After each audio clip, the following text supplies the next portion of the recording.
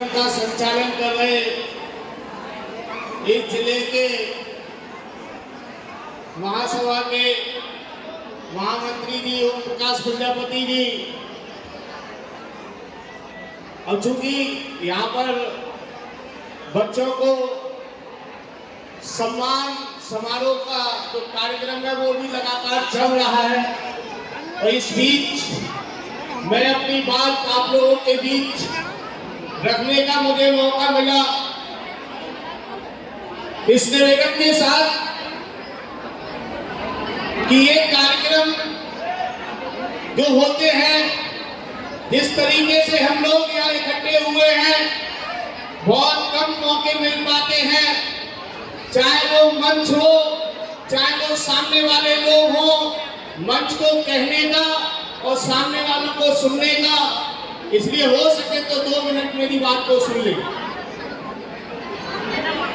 आज इस संबल की टीम द्वारा सम्मान समारोह का जो आयोजन हुआ है, आज इसके मुख्य अतिथि प्रजापति समाज की आन बान शान, इस प्रदेश में 2 बार एमएलसी रहे, 1 बार कैबिनेट मंत्री रहे, 2 बार दर्जा मंत्री रहे, और समाजवादी पार्टी के वरिष्ठ नेता आदरणीय बड़े भाई दयाराम प्रजापति जी, उनके साथ साथ प्रदेश में दर्जा मंत्री रहे आदरणीय रमेश प्रजापति जी, अलीगढ़ से चलकर आए पूरनमल प्रजापति जी, मुरादाबाद से चलकर आए राजकुमार प्रजापति जी, और सभी सम्मानित साथी हमारे भैया जी जयपुर से चलकर हमारे बीच में आए हैं मोहनलाल प्रजापति जी।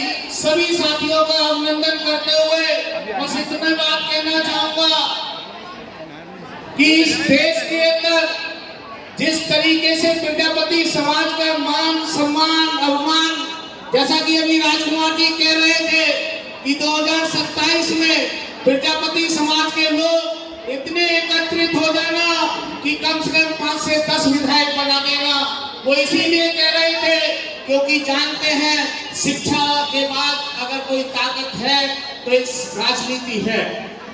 इसके लिए मैं एक बात कहना चाहूंगा, इस प्रदेश के अंदर केवल 7 जिलों के अंदर राजभर समाज आता है, इस प्रदेश के अंदर मात्र 5 जिलों के अंदर निषाद समाज आता है, इस प्रदेश के अंदर केवल 6-7 जिलों में कुर्मी पटेल समाज आता है। लेकिन आप देख लीजिए उनकी हिस्सेदारी कितनी है और प्रजापति समाज की हिस्सेदारी कितनी है।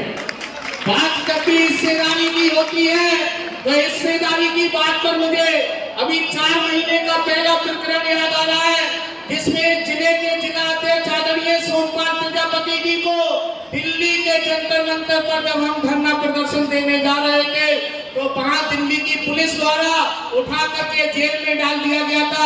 ये बात संभल के कितने लोगों को पता है? हाथ खड़ा करके बताइए। देखिए कितने कम लोगों को पता है। ये आपके ही जिले के जिलाध्यक्ष है सोमपाल जी। हम लोग दिल्ली में थे, दिल्ली में हमको लोगों पर लाठियां बोलने का काम किया था, और सोमपाल जी और उनके 17 साथियों को, हमारे 17 जातियों को जेल में डालने का काम किया गया था। वो केवल और केवल इसलिए क्योंकि भागीदारी का मांगने का काम किया था। तो दोस्तों साथियों, चूंकि कार्यक्रम बहुत लंबा है, वक्ता बहुत कम है, मैं बस इतनी बात कहना चाहता हूँ।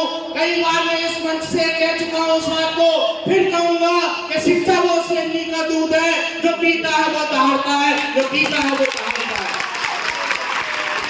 बस इतनी बात कहते हुए अभी मैंने 3-4 जातियों का उदाहरण आप लोगों के बीच में दिया कि एक ताकत बन जाइए, और जो समाज का जो व्यक्ति जिस पार्टी में आगे बढ़ रहा है उसको समर्थन देने का कार्य किए और उसे आगे बढ़ाने का काम कीजिए।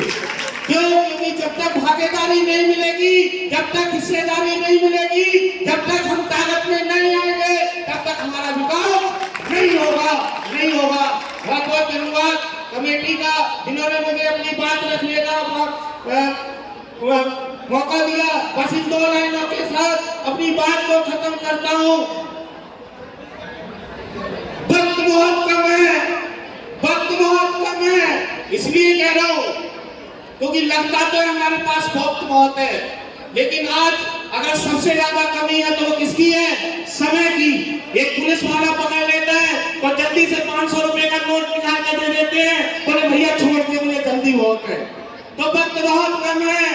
एक बात और कहूंगा, याद आ गई थी, मैं इसलिए कहूंगा कि अभी मैं एक सांस्कृतिक कार्यक्रम चल रहा था, हमारे सारे युवा साथी उसका प्रचार प्रसार कर रहे थे, लेकिन मैं देख रहा हूं या कोई भी वक्ता बोलने आ रहा है उसका प्रचार प्रसार कम कर रहे हैं। आज फेसबुक निकालिए, लाइव चलाइए, पूरे संभल जिले में नहीं पूरे भारतवर्ष में संदेश जाना चाहिए कि संभल जिले में ये कार्यक्रम चल रहा है। निकालिए